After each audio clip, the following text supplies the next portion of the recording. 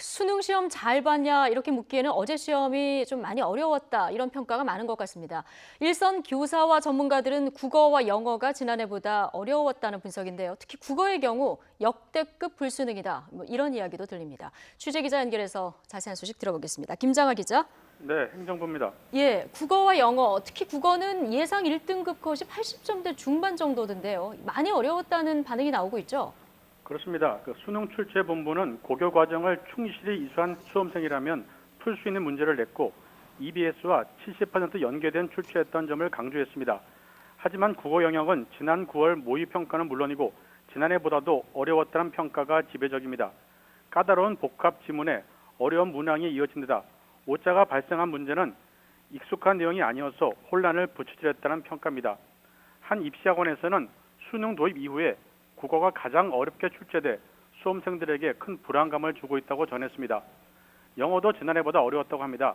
지난해 절대평가로 바뀌면서 1등급이 수험생의 10%에 이르면서 변별력이 떨어지자 이를 보완한 겁니다. 예. 수학은 대체로 어려웠다는 평가를 받은 지난해 수준이었다는 분석입니다.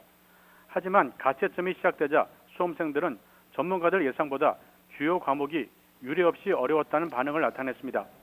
수능 성적표는 다음 달 5일 수험생들에게 개별 통보됩니다. 네, 수험생들 어려운 수능 치르느라 정말 고생했는데요. 수능 끝나자마자 그런데 당장 내일부터 또 수시 논술 전형 시작되죠. 그렇습니다. 수능 후 첫 주말인 내일과 모레 대학별 수시 모집 논술 전형 시험과 학생부 종합 전형 면접이 진행됩니다. 대입 정원의 76%를 수시 모집으로 뽑는 만큼 대다수 수험생은 수능 후 바로 논술 시험과 면접에 임해야 합니다. 입시 전문가들은 대입 전략 수립의 출발점이자 핵심은 가채점이라고 강조합니다.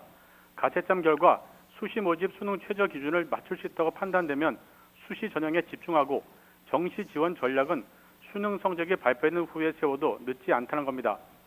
수시 모집에 합격하면 등록을 했는지와 상관없이 정시 모집에 지원할 수 없습니다. 합격 가능성을 높이기 위해 수시 모집에서 하향 지원을 한 수험생은 고민이 더 깊을 수밖에 없습니다. 대학별 수시 모집 전형은 다음 달 12일까지 진행되며 합격자 발표는 그로부터 이틀 뒤인 12월 14일까지입니다. 다음 달 29일부터 내년 1월 3일까지 정시 모집 원서 접수가 진행되고 정시 모집 합격자 발표는 내년 1월 29일까지 이루어집니다. 정시 추가 합격자 발표는 내년 2월 24일까지 완료될 예정입니다. 지금까지 행정부에서 YTN 김장합니다.